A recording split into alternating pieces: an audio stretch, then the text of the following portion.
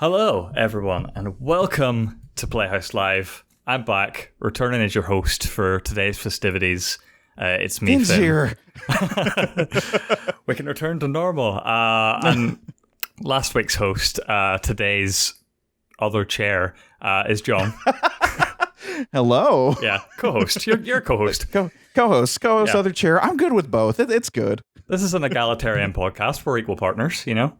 Yes, exactly. I agree with that. No, thank you for filling in as the host last week. It was really good. I had business to attend to, and I thought you guys did really good in covering some of the news that I missed.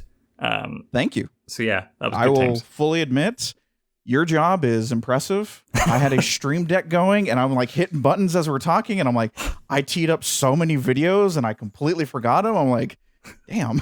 Yeah. So kudos to you, actually, for getting all that taken care of. That's what a lot of people don't understand, right, about Twitch streamers. Especially when you're outside the industry and you're looking at these people making absolute bank just like playing video games. And these people just play video games for hours on end. They're making money.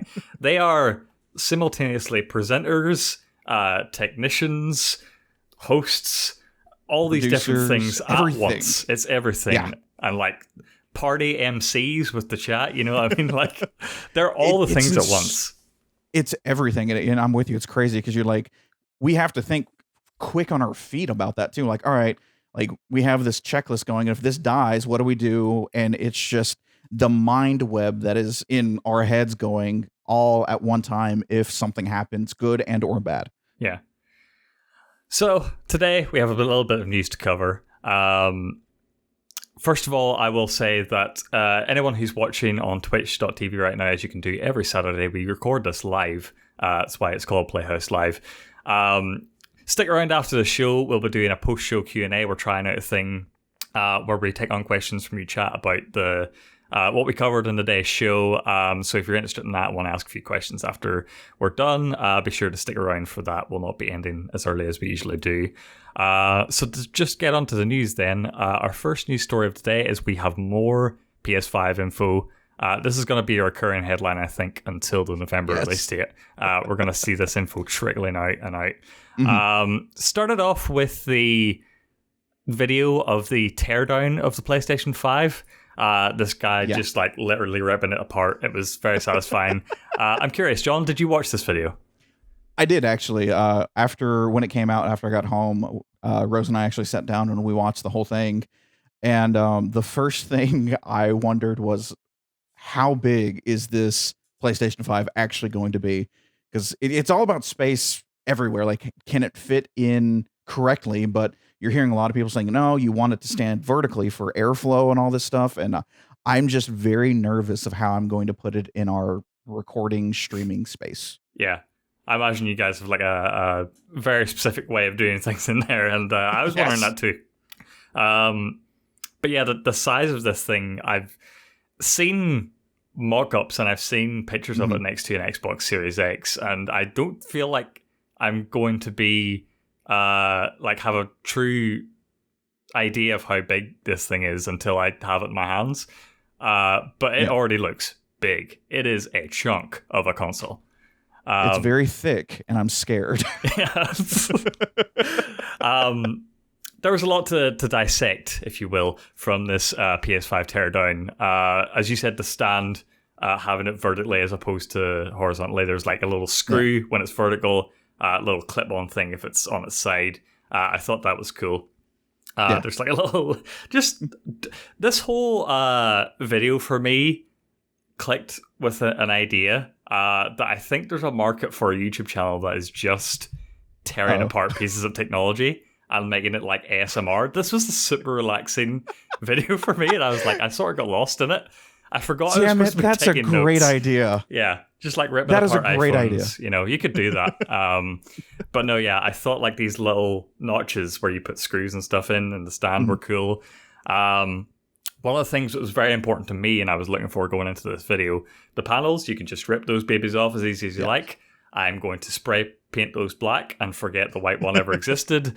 But yeah, even on top of that, like I think that spells good things for people thinking of custom side plates. Like Yeah. You could do some really weird stuff with that. You could have a PS5 with like wings sprawling out. You know what I mean?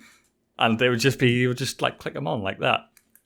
I really, really hope the Etsy community like jumps on this, because I think that'd be really cool just to have custom PlayStation 5. Are we gonna call them sides, wings, side panels? I think panels. is the term. Panels. Yeah. Okay. Yeah, the custom panels. I think it's gonna be great. I think this is gonna be probably I think it was Cerny. Someone was hinting at it that this is going to be one of the more customizable PlayStation 5s, and I think the panels are pretty much what's going to be, because it's going to be maybe middle of next year. That's going to be their grand E3, if E3 is a thing, drop of, hey, here's all these panels now. You want God of War Ragnarok? We got you covered. Horizon Forbidden West, it's there, and it's $30. I see this being something that Sony really wants to like take advantage of. Yeah, and I think it was a little disappointment for me last gen, or this gen rather, I don't know what to call it at this point, that there was very few good custom PS5s, I think, from developers, like very good limited edition ones, as opposed to Xbox, where like they're like laser etching on their console, right? And their creation, I forget what it's called, their creation thing for like this different controllers. Yeah, the lab or something, creation lab or something Xbox like that. Creation Lab or something like that. I thought they had a lot of cool options. I'd see a lot of streamers just like have collections of Xbox controllers that they never use. They just put in display. They're just pretty behind me. Heck I thought, PlayStation was a little bit lagging in that. I'll agree with you on that one. Yeah. So I think I know. Oh, go ahead. Yeah, I was just saying, like this could be cool things coming. I can't imagine the possibilities of just these removable side panels. Yeah, it's gonna be insane. I'm with you. Like I'll keep my white panels until I get something a little cooler, maybe. I know we have one of the Days of Play blue PlayStation 4s, just the normal one that has like gold etching on it with the X, the symbol buttons. A white Pro. But I will agree with you. Like I had to talk myself out of buying another Xbox Series X because it looked just like birthday cake. It was just sprinkles. And I was like, this is one of the coolest things I've ever seen. Yeah. I kind of want it, and I didn't get it, and I'm kind of sad I didn't. Yeah.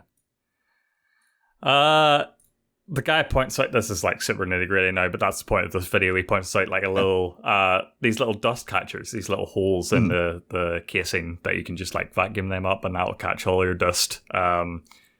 I don't know if I'll be smart enough to do that. I'll probably just let it collect dust like I did with the PS4. That little PS4 is still going. It's loud and it's hot, but it's chugging away. It's going to chug away to November. It'll make it. He also talked about the slot for the M2 drives. It's just right there. You just slot them right into the console itself. That was cool. Need to figure out more of what these M2 drives are going to be or how much they cost. Yeah, that's what I'm waiting on, because I mean, still 825 is weird, and I think we're only going to get like 600 when it comes to like actual storage on the console. So yeah, I want to know what M2 drive I need to buy to get that fast loading and all that fun stuff that the PlayStation, just next gen, is promising us. Yeah. There also seems to be a focus in this video on how quiet the PS5 is. He mentioned like quietness a lot. It'll be hard to know until we actually again get this in our hands and test it. But yeah, that's been a problem with basically all consoles, but the PS4 and PS3 specifically were loud machines. Yes. Yeah, like airplanes taking off every time. It gets a little loud. Front room, streaming room. It's just like, hey, come on, land with us now. Yeah. Thank you for playing not Gears of War. Last of Us Part 2. That's what I was trying to say. I don't know, dude. I think a lot of that was the hard drive as opposed to solid state drive where they have now. That disk just spinning away that makes noise. They talked about, for some reason, they didn't talk about why, but this Blu-ray drive is going to be quieter this time around. Cool. So the only thing like spinning around in there now is the fan. Okay. Which we'll actually get to that now, because that brings on to the subject of cooling. Okay. They're using liquid metal, John. I don't know. I buzzwords. That's all I see it as. It's just buzzwords, like liquid metal. I'm like, adamantium? Yeah, no, it sounds like future sci-fi shit. Jeff Grubb at GamesBeat did a really good thing on it, and I sort of have a better idea on like what it is now. I don't know how liquid metal works, but for the large part, if you've ever built a PC or you've ever worked in the hardware of a games consoles, like tinkering around with them, you know that you've got the processor and the motherboard, and then you have the fan above it that's expelling heat out of the console, and then to maximize the amount of heat that gets taken to that heatsink and into the fan, you need like a paste, and most people will just use thermal paste in their PCs, and that's just like a conductor of heat. Liquid metal is just the same thing. It's just cooler than paste, apparently. More efficient at like just putting that heat out there. All right. I don't know if this will make the outside of the box any cooler. In fact, I think it'll make it hotter. It doesn't remove the heat at all. Like, the heat's still there. It's just pushing it out further now. Taking more out of it and pushing it out. Okay. I was wondering about that. I didn't get to do too much digging into liquid metal. I was kind of wondering if it was just thermal paste, just cooler. So we're just going to be like liquid metal. But that actually does make a lot of sense because, I mean, we know the ray trace, everything that both of them are going to do, it's going to be insane. It's going to get hot. So I really do hope that PlayStation's learned how to keep it cooler for sound-wise, for actual just processing power, making sure the games run smooth. So I'm excited. I don't even know what I'm supposed to expect anymore now. It's all futuristic. Maybe the thing is going to talk to me now. I don't know. I just want it now. Yeah. It's not something we talk about. We always talk about like the actual raw specs of the hardware and the processor and the GPU when we talk about these things and how they'll be able to run games. Heating was a big problem going into this gen because once you reached a certain threshold, if it got any hotter, it wouldn't damage the electronics, but it would make the processor like misfire from its transistors. It would make it like misfire certain data transfers. And that would mean that would cause games to crash. When you overheat your console, games crash. Now, this is just going to be good at pushing the heat away from where that processing is taking place. So that it's likely that, again, it'll be able to handle a lot of games running at once and hopefully won't crash any of them. So that's the big takeaway from that. Not something we think about a lot, but it's an important aspect of it. Great. So, yeah. And then after this teardown video was released, we got a little bit more info about how PS5 backwards compatibility will work this time around. We've been waiting on this. They didn't make a big deal about it like Xbox did. They didn't make a blog post. It was just a support page that went up one day. I think Nibelian on Twitter was like one of the first people to find it and draw our attention to it. But yeah, basically big Q&A about how certain things work. So yeah, I picked out some of the highlights here. It's just a long support page. So first of all, the overwhelming majority of the 4,000 plus PS4 games are playable on PS5. There are 10 games that will not work. And son of a bitch. For varying reasons, these are the games. I'll be interested to know if anyone in chat cares or knows about these games existing. DWVR, Afro Samurai 2, Revenge of Kuma Volume 1, TT Isle of Man Ride of the Edge 2, Just Deal With It, Shadow Complex Remastered, Robinson the Journey, We Sing, Hitman Go Definitive Edition, Shadwin, and Joe's Dinner. Yeah.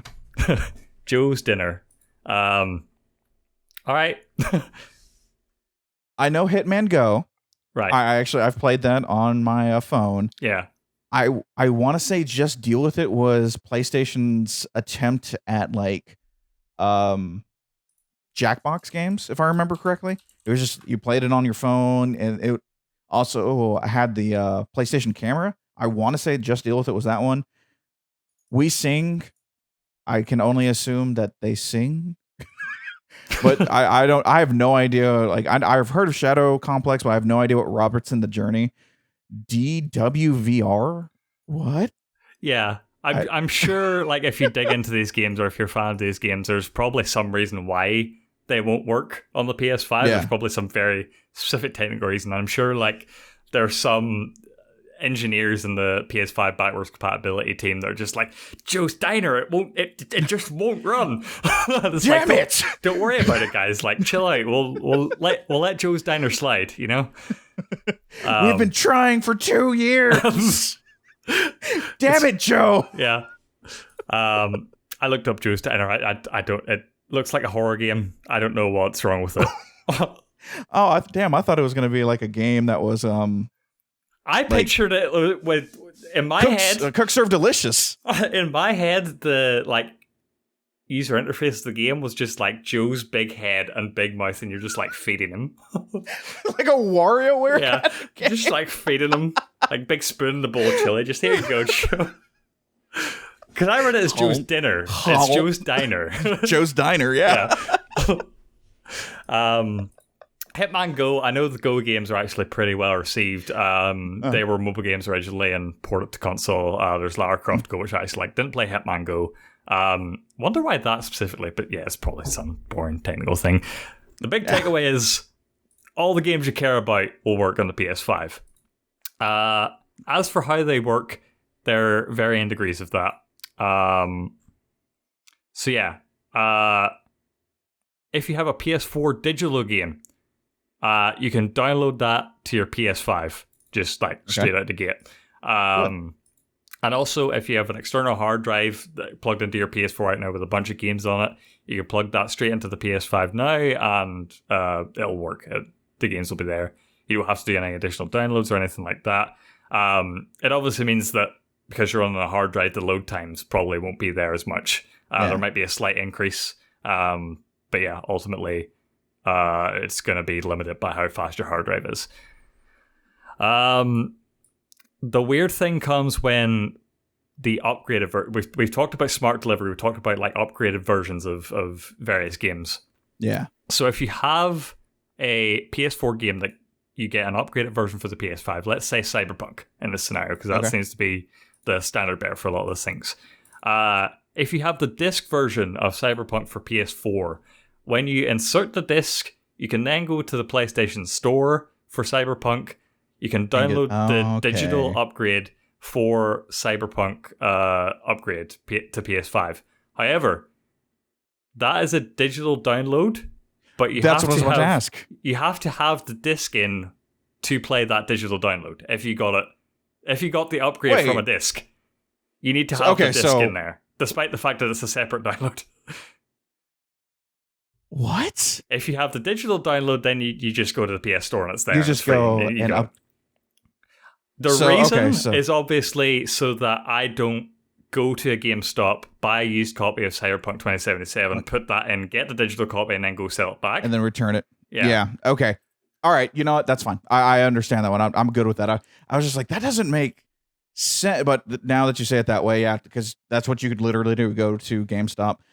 Within the 5 days, return it. You get full money back, and you just got Cyberpunk for free. So, okay. I'm good with that one. That's fine to me. I just was just like, I was wondering that myself between moving, because I've got the hard drive, the external hard drive, if I can just plug it into my PlayStation 5 and there are my games. But I was wondering how they were going to like. John, I'm going to stop right there. You have turned into a robot. Unfortunately, your internet is cut out. I just couldn't let it continue. Come on. Dang. You sound like Sad Wally right now.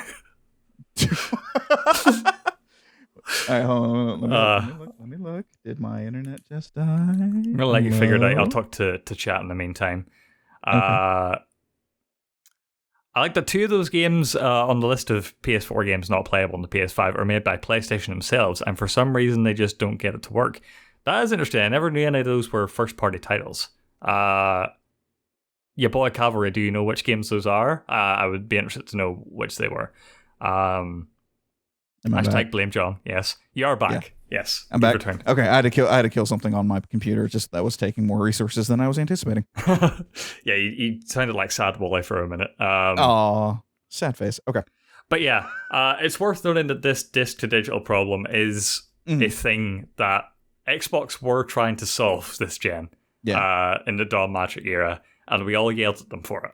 They had an idea where they would have like some sort of embedded license in a disc. You pop the disc in and you get the digital download. And it means you still couldn't resell it because it wouldn't work on other people's things, but you didn't have to pop the disc in every time. Everyone was like, among other reasons, they were like, no, don't do that. Bad.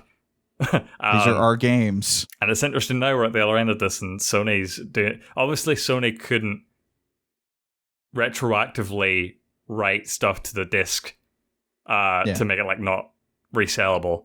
So this is like the next best option, I guess. Yeah. That's the thing. I follow it. It makes sense. Kind of sucks, but I mean, if it's down to it's pretty much authenticating, then yeah, okay, that's fine. I mean, yeah. Yeah. And if you have digital, most of my games are digital anyway. Like my PS4 physical library is that little bit of my shelf right there, so there's not a whole lot. Most of my games are digital, so yeah, for most of it, it'll work. You just, and then if I really want to play any of these games, just pop the disc in. It's fine. See, that's going to push me to digital. That thought process, I can't really show you guys. I've got a full-on set of, God, I think there's probably 40 games over there of PlayStation 4 games. Mm-hmm. So I'm going to have to now figure that out. Like, is it now time to be forced over to digital, or do I just still keep on buying my games? I don't know. That's something good to know now. Like, from this point on forward, like, I'm picking up Cyberpunk. I'm probably going to get it on the Xbox, but do I just want to get it digital so I don't have to authenticate the disc and pop it in? I don't know. This is very interesting to me. Oh, your camera paused for a second there, but it's fine. No, you're fine now. It was just paused for a second and it looked really weird. No, it's fine. And then the last thing to note between PS4 and PS5, like if you're playing PS4 games on a if you're playing PS4 games on a PS5, your DualShock 4 will work. However, if you're playing a PS5 game, no DualShock 4, just a DualSense. Okay, that makes sense. Yeah. And also, that applies to arcade sticks and racing wheels. If you're playing a PS4 game, you could bring all those over for those games. Okay. Again, more in the weeds. Select PS4 games will benefit from PS5's console's Game Boost, which may make PS4 games run faster with a higher, smoother frame rate. No talk of the stuff that Xbox is doing with like maximizing resolutions and upscaling things, but frame rate's there and load times are there, so that's a win. I do think Xbox are a generation ahead in terms of backwards compatibility. They're just like doing really, really awesome stuff with that. A lot of people had Series X hands-on this week and the week before, and they were talking about how, like, even more so than new games, that a lot of people were just playing old games and seeing how it worked on this new hardware, and apparently the results were absolutely staggering. Digital Foundry just posted a video of Assassin's Creed Unity finally running at 60 FPS. Oh my god! All right, I have to watch that one. Yeah, I know people were talking about like Red Dead 2 on the X. The One X would take about 2-ish minutes to load, and on the Series X it takes 30 seconds. Yeah, I think the benchmark for a lot of people is going to be the GTA 5 load screen. Yeah. Yes. Oh my god. I'm excited to see, like, I'm gonna do that I'm the only one that's getting an Xbox Series X, so we're gonna be doing that. I'm gonna be popping in all sorts of different games and seeing how fast they load, and I'm excited for that part of next gen, not just the frame rates, the lock at 60 or 120, whatever you want to do. I think it's gonna be the loading times, because you and I talked about it a couple weeks ago. That's when we tweaked. Yeah. So now we're gonna have to, like, all right, well, I'm here. Okay, I guess I'll play my game again. Thank you. Yeah, every generation of games has trained us to do this, just to like chill out, have some downtime, get your phone, get some snacks. Yeah. Boil an egg. We lost that. Whatever. Yeah, we don't have that anymore. The next gen is going to cause Doritos to go out of business. We will not be able to reach for our Doritos during loading screens. Yeah.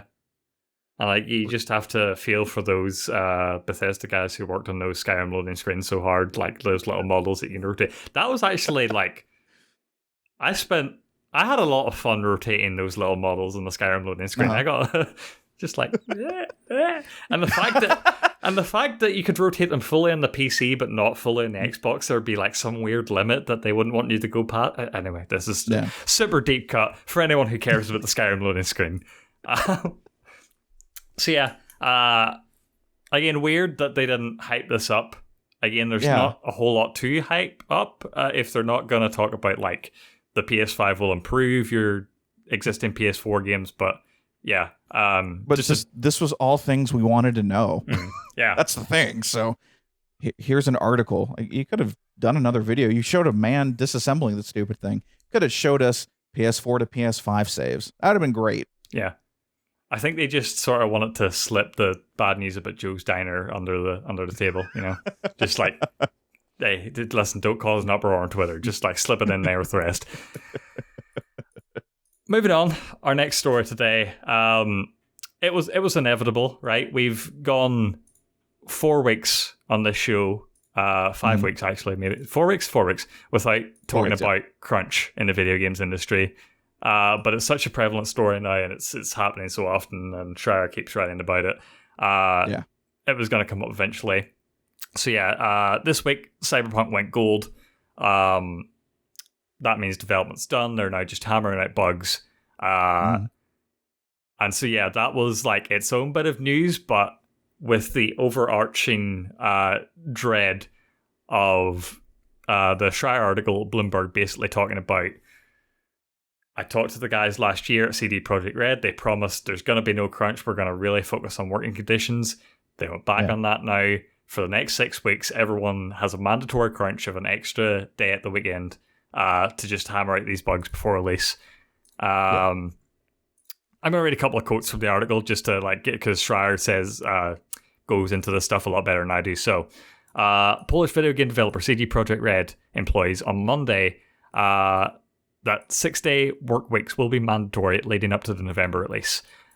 Co-chief executive officer Martin Owinski last year told gaming website Kotaku, that was also a Schreier article, that the company would be avoiding mandatory crunch and was committed to allowing employees to work without overtime. The employees who asked not to be named discussing private information said some staff had already been putting in nights and weekends for more than a year, which is a very important part and I want to get back to. The extra work would be paid, as required by Polish labour laws. Many other video game studios don't pay for overtime, as we've seen before.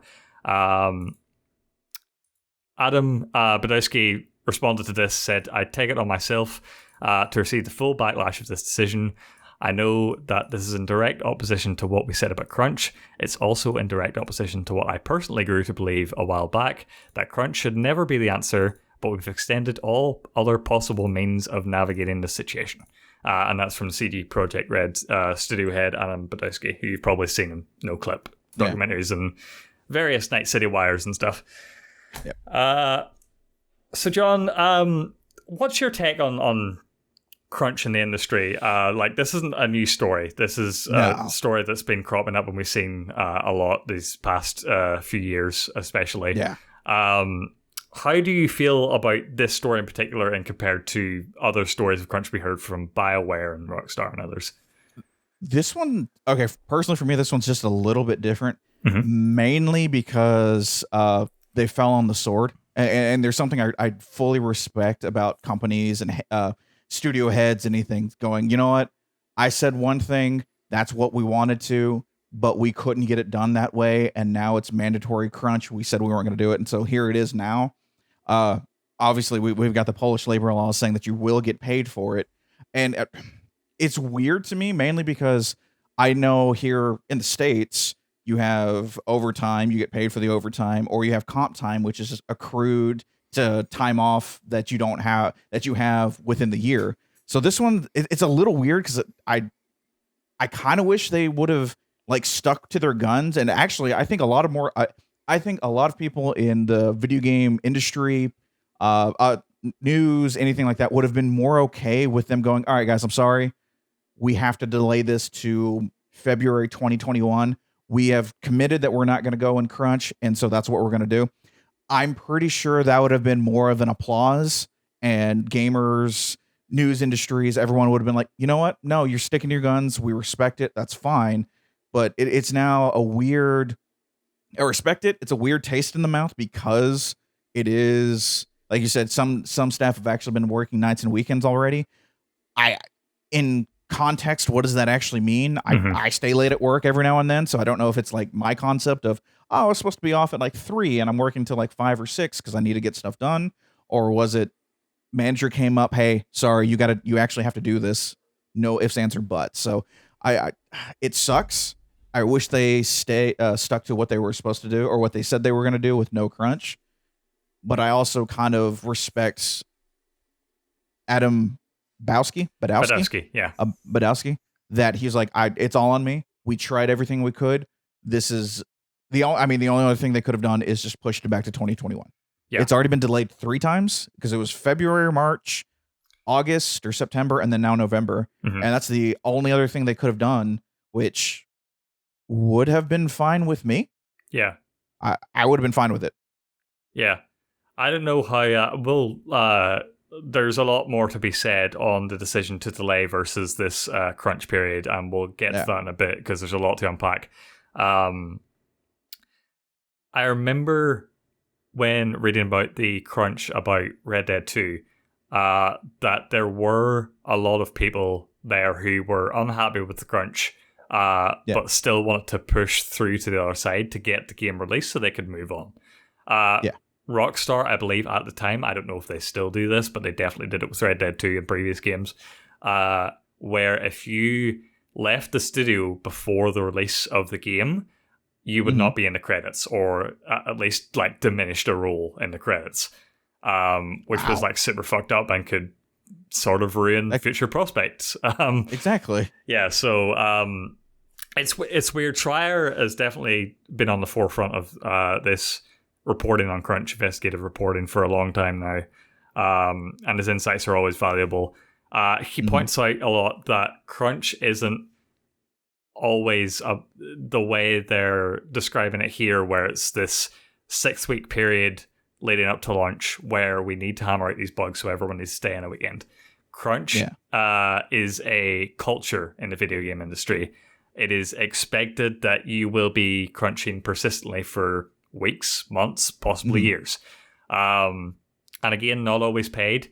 It seems to be embedded in a lot of company cultures that you're expected to stay. And while it may not be mandatory in a lot of places, you will be looked over for promotion opportunities, or just generally shunned or looked upon disfavorably if I'm sitting here and I'm doing the crunch and you're not.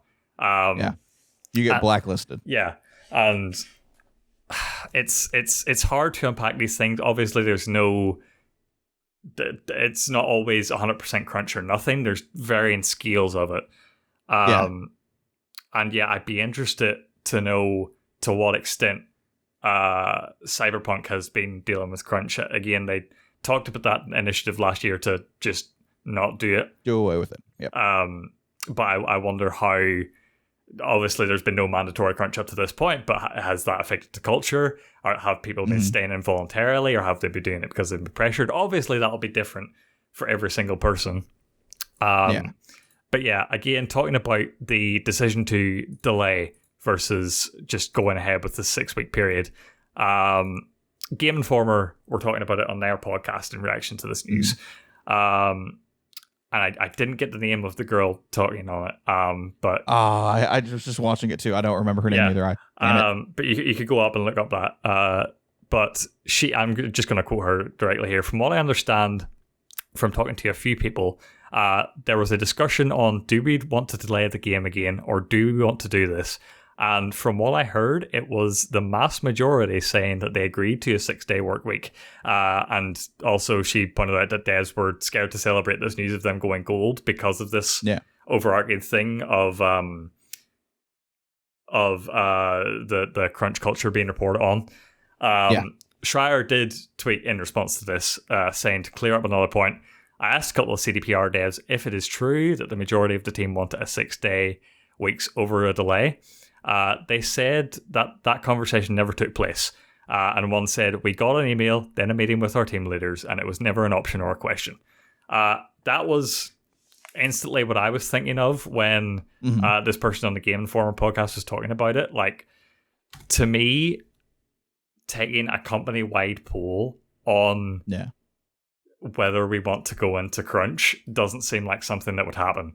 And also, even if you did, if the mass majority wanted to go with crunch, that means that there's a minority that didn't. But despite that, everyone's forced into a mandatory crunch anyway. Yep. So like, even if that did take place, you're still forcing these people into crunch who don't want to do that.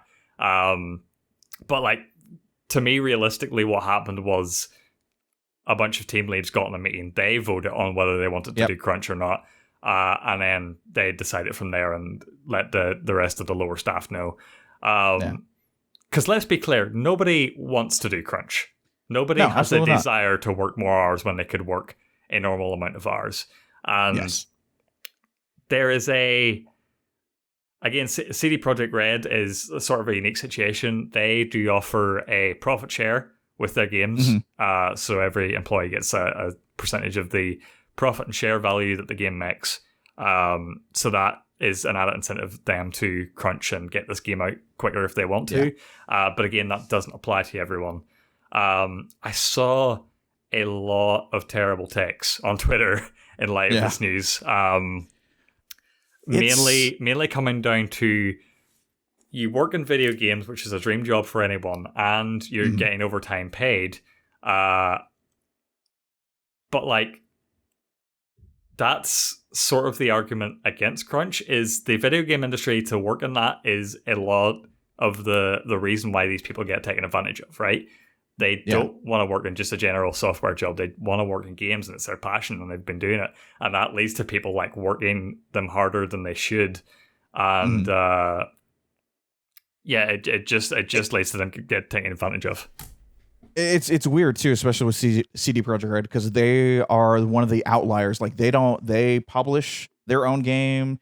They're the developers. Like, everything is for them is in house. Like, everyone else, not everyone else, but a lot of others, like, we'll take FromSoft. They went through Activision with Sekiro. So like, you have other people you have to actually answer to. But with CDPR, it's all right there in one building.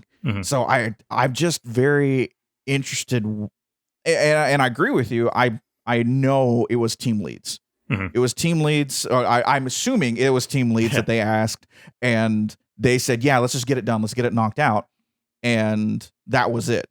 Because, and you said it right, and you said it perfectly, even if they did a company-wide poll, there's no way 100% of CDPR said, oh yeah, let's work 6 days a week and get this done in 6 weeks. There's no way. So it's just, I think the concept is culture. I think it's also, I think we're going to have to come to a point where we have to figure out terminology, because I there's that disconnect that I know I have with it. And like you saw it on Twitter, it's like crunch, overtime, and just this weird, I think Schreier's doing a good job at like getting it to the forefront, and then we'll have to really sit down and figure out, how do we actually present this to our team? Hey, you know, guys, I understand we're about 6 weeks away. We went gold, which is just, we're putting a complete version of the game on disk. You're still going to have to download a 20 gig day one patch for all those bugs that we have to, as CDPR, we have to go through and figure that out. So we're going to do a 6-day work week, overtime, all this fun stuff. You're going to get paid, profit sharing that you're already going to get, all that stuff. But I think we need to figure out, like, if it's crunch, it's the culture of do it or get out of the industry. And I think that's where hopefully we're going to get to, or at least we're pointing to, is I hate that they had to do it, especially since they were the champions of no more crunch. And it kind of sucks that it fell back on them. But I also want to know, like, what's the next step to that? Is it just keep on delaying? Do you hire in more people to get more done? Like, there's a lot of different factors that companies just in general have to figure out on what they need to do to deliver said product at set date that they promised. Yeah. I do believe there's remorse from Badowski and the other team leads. I do believe that they want it to. They do position CD Projekt Red as this company who is good to consumers, and I believe they want it to be recognized as a team that's good to its workers as well. I mean, like, it's tough because every game is a miracle. Like, no game should have been finished at all. And it's like, it's not a miracle that comes out of nowhere. It gets done off the backs and blood, sweat, and tears of every single person. So like, crunch should be expected. And I don't know if I would argue this point, but it could be argued. Because say if you take on face value that they did this company-wide poll and they said, hey, everyone, do we want to do crunch or do we want to not? Even if, say, 98% of the staff said, we want to do crunch, right? You could go into a voluntary system there. Okay, you 98% of people who do want to do crunch, you do it, and then the 2% who just can't handle it, just don't do it. Yeah. That could be an approach. However, I feel like making it mandatory for everyone does sort of put it into writing, and it clearly sets out expectations. Don't go over these expectations. These are what you have to do. And so it does sort of systemize and legitimize it in a way so that no one's going completely overboard, right? So that could be an argument in favor of putting this crunch as mandatory as opposed to voluntary. Because again, the culture can sometimes be more insidious than what you're actually contracted to do. So yeah, I don't know. It's complicated. I don't think crunch is gonna go away anytime soon. The culture. No, I don't think so either. But I do like dream of a day, because you see, and I constantly see all these developers on Twitter and Reddit that I know and that I talk to, and they're constantly like, yeah, the games industry was my dream for a long time, but I got pushed out because it's just hell, and I was able to earn a lot more money other places for a lot less time, and I was treated humanely, and it was beneficial to my mental health in a lot of ways, and I'm just like, man, why does it gotta be this way, you know? Yeah, it's sad that that's what it's come down to. And I'm with you. I hope and dream for a day where it's not this. It's you're getting paid to do your job. You do it at I insert hour work week here in the States. It's 40 hours. I don't know where it is everywhere else, but it's one of those things like we need to understand that, one, as consumers, that this is going to take a little bit. We all know that CDPR has been working on Cyberpunk for what, 6 years? We've been waiting 6 years. We can wait another 6 months. I'm sorry. I'm on that. Hell, the new Batman movie got pushed back to 2022. Okay, that's fine. And it's very interesting that we see like that industry, the film industry.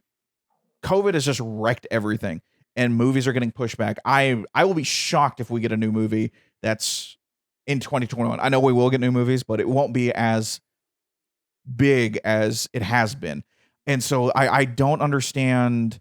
Yeah, people are upset that it got pushed back, but I don't understand why that hasn't translated to the gaming industry as well. Where, you know what, sorry guys, we want to make sure we're treating our people correctly.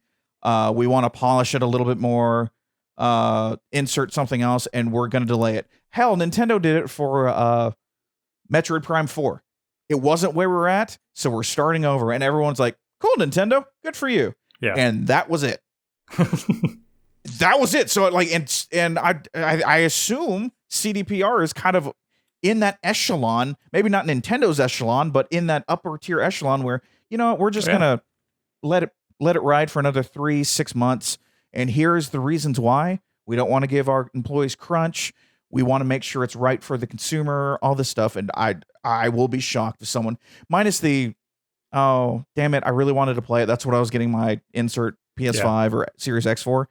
But most of them have been like, all right, cool. That's fine. Because this has been something that we have been dealing with for 2 or 3 years now because of Jason Schreier. And it needs to change. And I was really hoping it was going to be CDPR that kind of did that change. Yeah.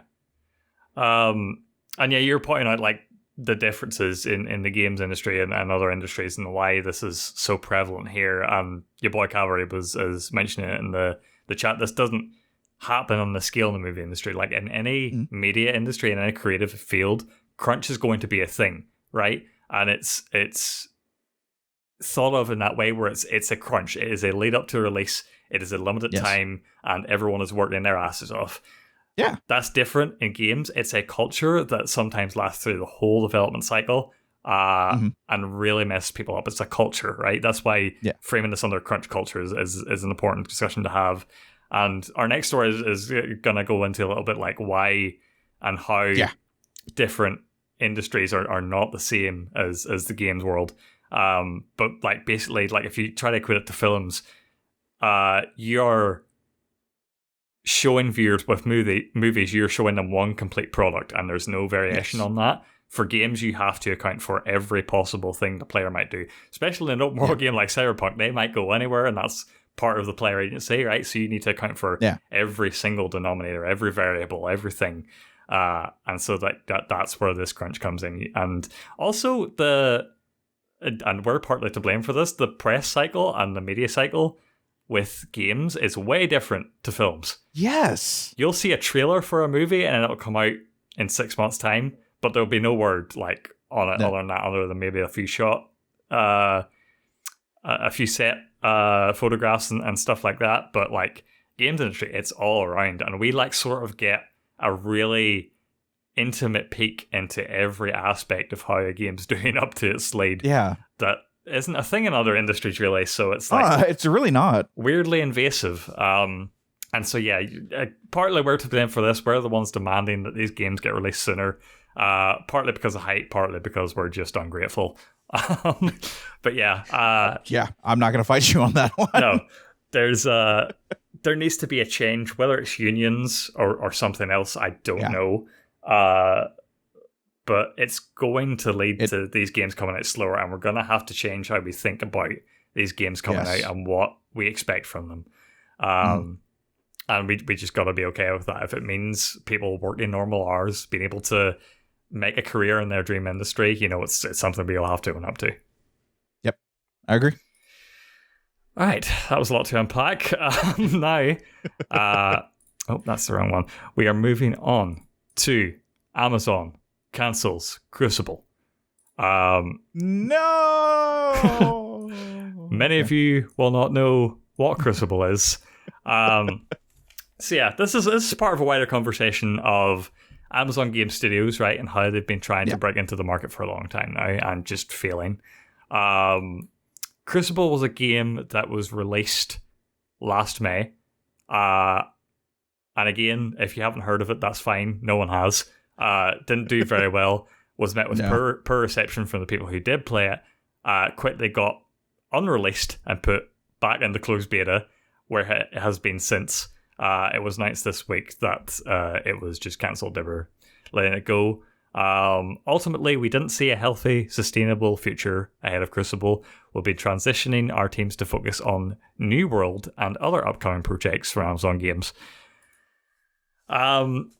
To anyone who wants a sort of insight, and I'm not going to go through the whole article verbatim here on the show because there's just a lot of it, but I highly recommend everyone who's interested in this story go over to Wired.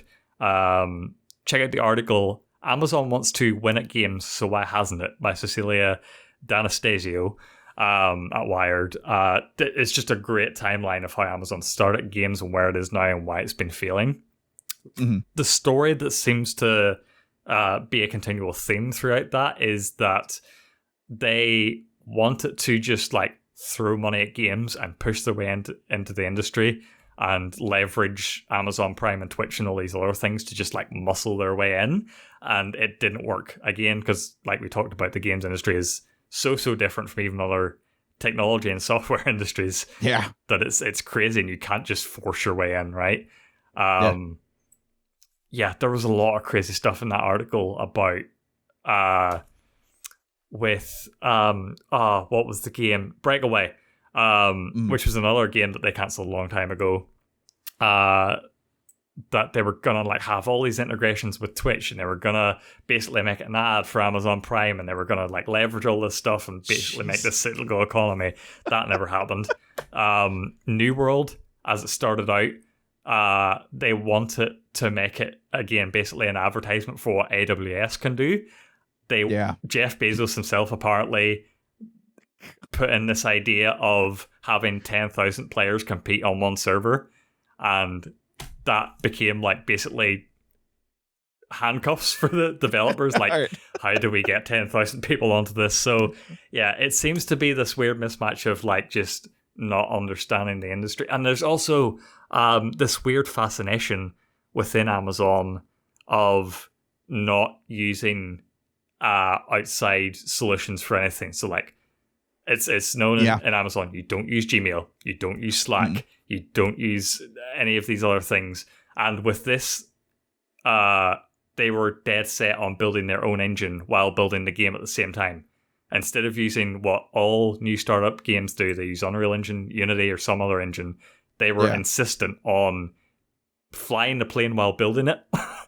And it has bitten them in the ass time in and time out. God. John, do you think Amazon has a bright future in games? Absolutely not. Okay. I'm sorry. The only way that Amazon has a bright future in games is if they figure out how to be the Netflix or Amazon Prime of games. That's the only way they're going to do it. And to do that, they have to play nice with others. I understand the concept of that one, that the hubris of that you want to be Amazon. This is built within Amazon. I've personally played in AWS, and I find it absolutely fascinating. But I don't think I would task, maybe not, I'm not sure, engineers who are on one side to build a full-on game engine. I think that would be the idea. I would go, hey, we can pay for Unity and find the building blocks that Unity has, figure those out, and then keep on going. Instead of, and you said it, building the plane while flying it. That is an amazing way to put it. And I think Amazon is getting to the point where that name alone carries so much weight, and that we can do it because we're Amazon. And I'm actually weirdly happy that this has kind of kicked them in the nuts. Yeah. And it's just like, do I want them to succeed? Sort of, because for consumers, competition is good. Mm-hmm. But I don't know, man. This is just weird to me. Like to do all of that by yourself, really. And not, I would be very interested to see like any of the developers on Crucible itself, like anyone in Amazon Games, do they reach out to Phil Spencer or anyone like, hey, how did you start this? Or what were the building blocks that you need to keep on going with this? Even if it was like middle road developers or something like that. I don't know, man. What do you think? This one like actually weirdly upsets me. I don't know why. I don't really care. I looked at Crucible and I was like, not my thing. But does Amazon have a future in games? They can, if they want to. I just don't think that they have any desire to understand why the games industry is different and why they're failing. Amazon have this idea in their head, and I don't know if it all comes from Bezos. It's probably just a company culture thing at this point, but it's worked for them for the large part, right? Where they just use the principles that they've used to dominate retail and to dominate these cloud software solutions and all these other tech industries that they dominate in, and just like copy pasting that, throw money at it, and just like do that and like sort of loop everything back into this Amazon ecosystem and just have like this big bubble building out and out and out. Yeah. You could call Twitch a success for them in the games industry. Yeah. It would be sort of disingenuous, right? Because like they did beat Mixer in the whole time that Amazon's owned them, but like by the time they bought them, they already had a giant foothold in the streaming industry. So like it would be hard for them to like claim responsibility for the Twitch's success. They even tried to again leverage some part of that success to fund another thing where they tried to make Twitch into this platform to sell games.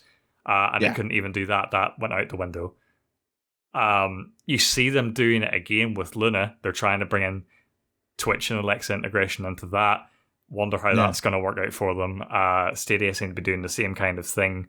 But when they built Amazon Game Studios initially, and this was back in 2008, the idea was to try and develop for the Kindle and the Kindle Fire, because this was in development at the time, and use like their games, put their games at the forefront, bait people into those games, and again, feedback into Amazon Prime, get them on Amazon Prime subscriptions, get them to stream on Twitch, do all these other things and feedback into the ecosystem.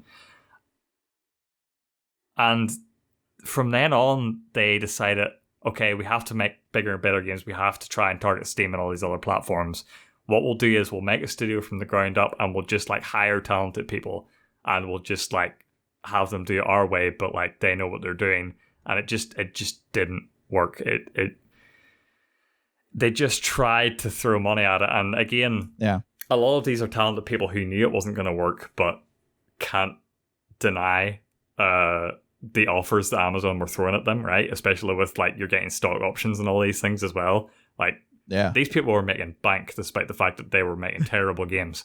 And it's just been like, if you look at the timeline, it's just cancel game after cancel game, because Amazon want to make $1 billion franchise without putting in the work, right? Yep. And making a game that, again, we talk about every game's a miracle. Making a game that is moderately successful for a new studio is a win. Making a game without making your own engine, just on Unreal or something, that is a win. Making your own engine is freaking hard. Amazing. Yeah. And they want to skip all of that and immediately be where Microsoft and Sony and all these other players are without putting in the work. And it's just not going to happen for them. And they'll keep making this mistake. New World looks like a step in the right direction, right? They've been giving early hands-on access to players and really like taking on feedback. I don't think it's going to be $1 billion franchise. No, I think you said it right too. First step. I think it might be a good first step. Mm-hmm. If they continue on through it this way and taking customer feedback, though, that's the thing. If they keep this idea in their head where if it's not going to be this big blockbuster, we're just going to cancel it, right? They need to take small wins where they can, especially in the gaming industry. Yeah, I mean, because it's the cost of development, and we just talked about this. While no, it's not easy to make a film, an Amazon Studios film, or one of their TV shows on Amazon Prime. It's not easy, but you have a formula that works. Easy, simple. It's been working for years, decades. The gaming industry is still relatively new. If you really think about it, it's very relatively new. And so there's a couple studios, there's a couple places that we know they've paved the way, they've figured it out, and we need to kind of follow that way. But I mean, you said it right. It's Amazon, and they just want to do it their way. They want, I mean, they're the ones that put out, like they broke Toys R Us. Where do we all go when we want to buy something? What's the first thing we do? Amazon. And that's what they want to do. That's what they want to do with games. I've accepted Amazon in the sense of I've got Prime. I do Amazon. I've got the videos, and I buy my movies now. I went digital with my movies, and they're all through Amazon. I'm fine with Amazon being my one stop for video games streaming wise. I'm still very iffy, and we talked about infrastructure on that one. I still don't know if that's going to fully work for years, decades. But I'm fine if they learn, because you're right. They have the right people, but throwing money into something only works for so long. And you said it right, Finn. It's one of those, if you're not going to put the work in to make it a CD Projekt Red style game, that the Cyberpunk, something we've been looking forward to, a Mario, a Halo, a Spider-Man. If that's what you're looking to do, take steps back 5, 6, 10 years back. What did they start with? I was not prepared when I first popped in The Witcher, the first one. I didn't know it was a top-down computer click game. I had no idea. Yeah. And I was like, oh my God, from there to The Witcher, well, The Witcher 3 is amazing. And Amazon needs to remember that you got to start somewhere. You can't just walk in and be the big dog. And I think they're going to keep on failing, like you said, until they understand what they need to do. Take the proper steps. Get feedback from us, the people who will play the games. Yeah. And this sort of weaves into our conversation about Luna we had 2 weeks ago. If they're committed to Luna, like any service or any console or any platform, you will need exclusives to try and sell people on this new service. Yes. Xbox has obviously been kicking ass at that. Stadia is trying to do it with like things like Baldur's Gate 3 and like some Stadia originals that they have in the works. I wouldn't be surprised because like obviously they wanted to do it in a first party route. They wanted game studios to make this in-house games that Luna would take advantage of and try and bring people into the fold. Obviously that's not going to sell people. New World is not going to make people buy Luna. So I wouldn't be surprised if they, in a year or two's time, if Luna's not taking off, they just say fuck it, take the Microsoft route and say, hey, we're just going to start buying people. Now they did, again, they bought what was the studio name? Is it Crytek? The people who made Crysis. There's CryEngine, there's Crytek, and there's Crysis. But that studio, Crytek. Yeah, one of the. I think it's Crytek. Yeah. They bought Crytek when they were like struggling financially. And they thought like, oh, bargain. And they have their own engine ready to go. That'll work. But obviously there were reasons they were suffering financially. And again, just throwing money at that isn't going to solve the cultural and structural problems of that. So like they need to start deciding, okay, do we want to take time to start these studios who probably won't bear fruit for a decade? Or do we just want to buy our way in? If we're going to throw money at it, let's throw money at the right places. And I think in a year's time, you're going to see a headline like Amazon has bought Sega. Sega. I know we were talking about Sega. We'll throw Sega there. I don't know. Well, they could afford Sega. Whether they care enough to buy Sega is another thing. I think someone like I don't know if Larian's for sale, but like someone of their size could probably do it. Who made Plague Tale: Innocence? Those guys they can maybe buy something like that. And again, they could try and form some partnership with other companies on a third-party scale, like they're doing with Ubisoft and Luna. So yeah, that would be their only option to have a bright future, I'd say. How crazy would it be if Amazon decided to go, you know what? Maybe we shouldn't go after Microsoft, Sony, and Nintendo. What if we became this is where you want to play indies. We are going to be funding indie developers and getting those games, because I personally like indie games a little bit better, actually a lot better than most like AAA games, and Amazon's your one-stop shop to play games like Plague's Tale or The Last Campfire or anything like that. And they leverage the money that those developers could use and their power of AWS and all that crap that they're trying to sling right now. What if they did it that way? I think that would be a more interesting and a better way for Amazon to get into the gaming side of the game industry if they want to be developers or anything like that. Go after smaller developers and make it easier on them to create their vision that they want to create. It would be I get what you're saying. They could be this sort of like patron figure, right? Where they just like say, hey, cool looking indie titles, we'll throw money at you and we'll not like have an input on your game, just have some timed exclusivity on our platform, and we'll just like throw $1 billion at you because I'm Jeff Bezos and I have that. I have that. It just dropped out of my wallet. Yeah. Will you take it? Oh, it's crazy. I'm sorry.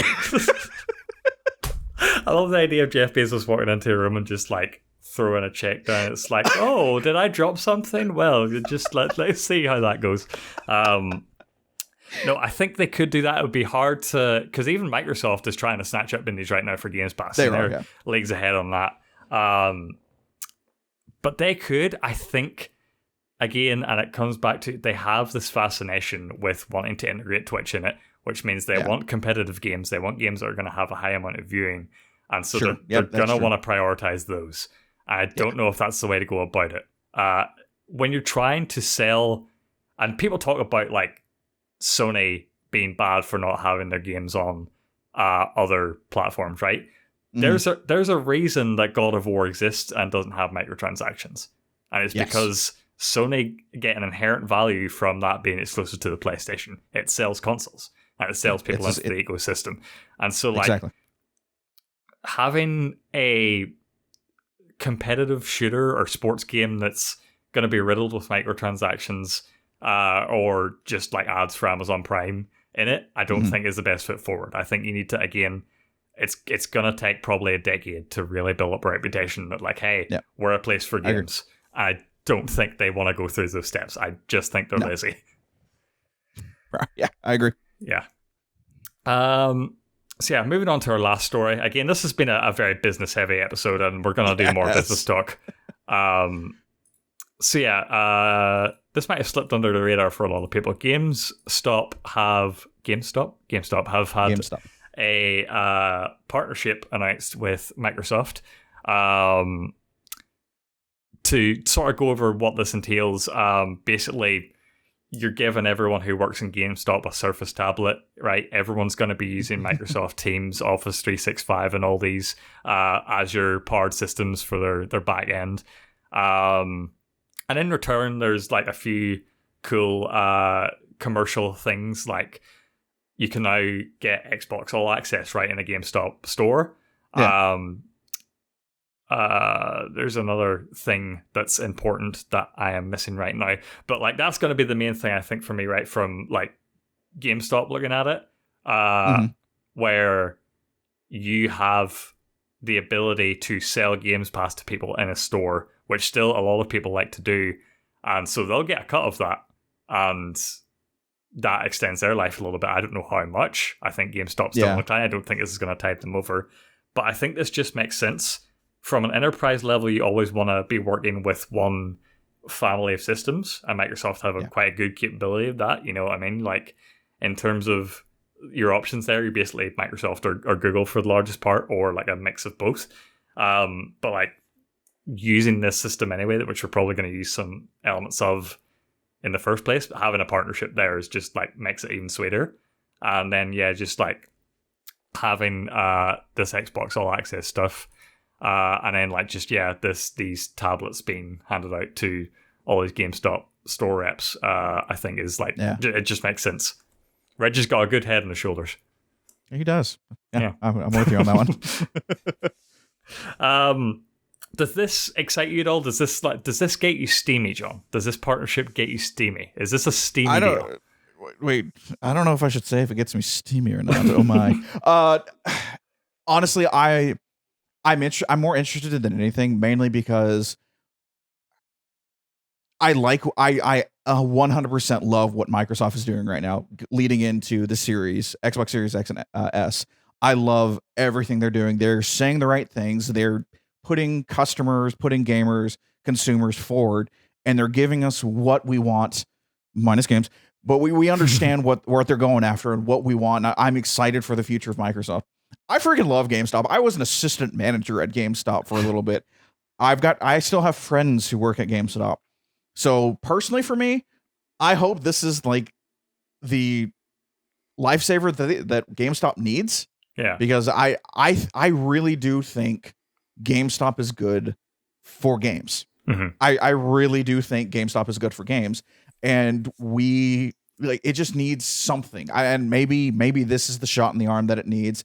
And maybe like some cool partnerships, or now we know if there is a collector's edition of a Series X coming out, where's the only place you're probably going to find it?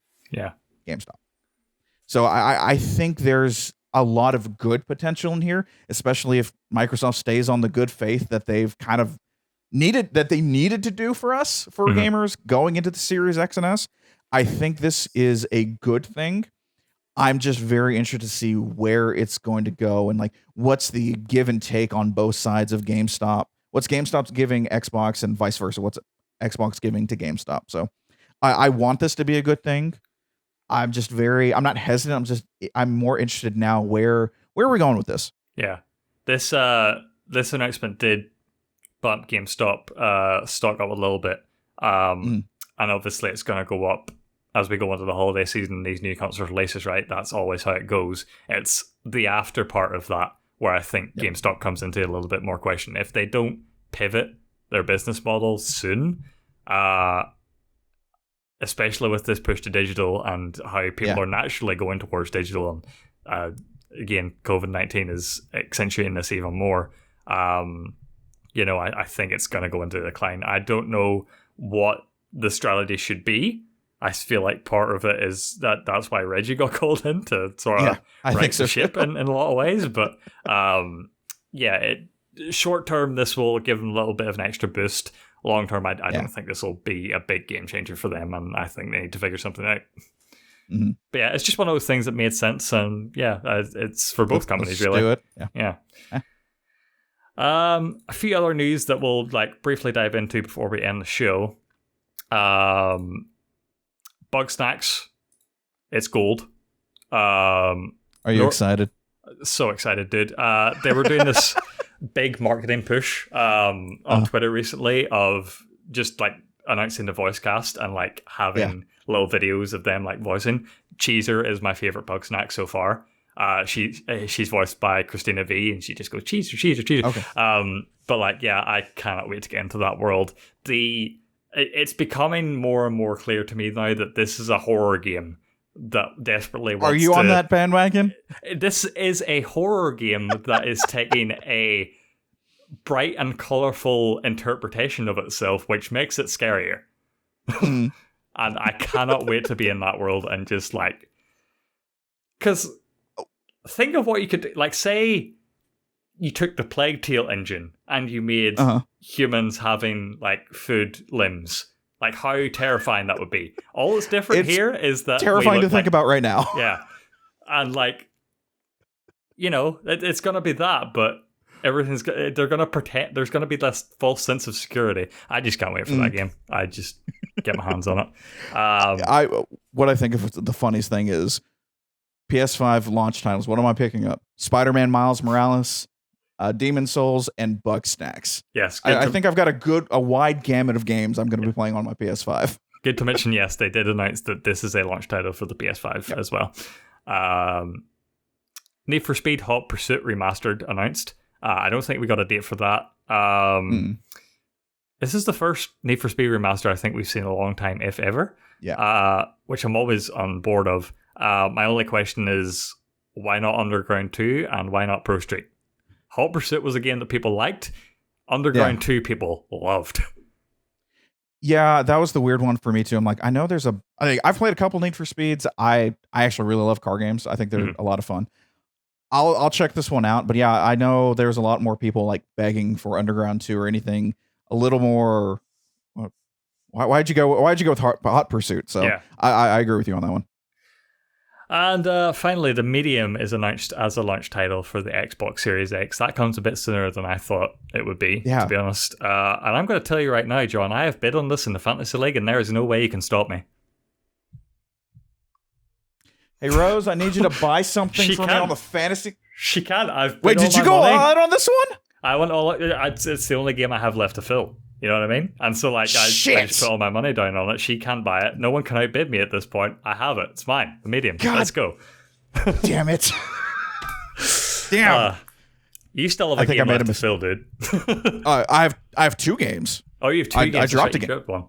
I dropped a game, so now I have a game in mind. I know I can't bid anything on it, so I'm hoping I can slide in, grab it real fast. Right. And I hope it comes out.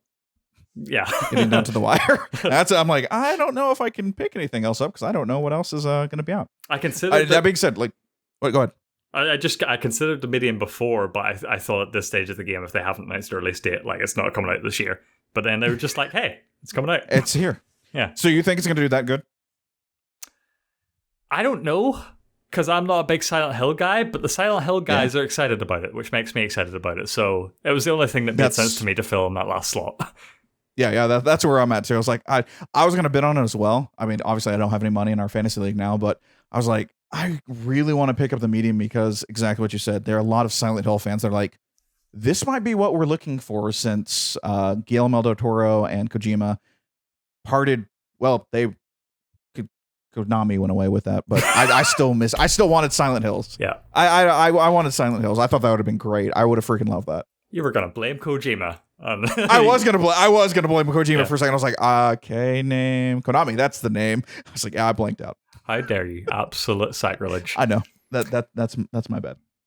That's all that's been in the news this week. So yeah, this has been another episode of Playhouse Live. If you're on twitch.tv, don't go anywhere yet because we're doing a post-show Q&A immediately after we're done.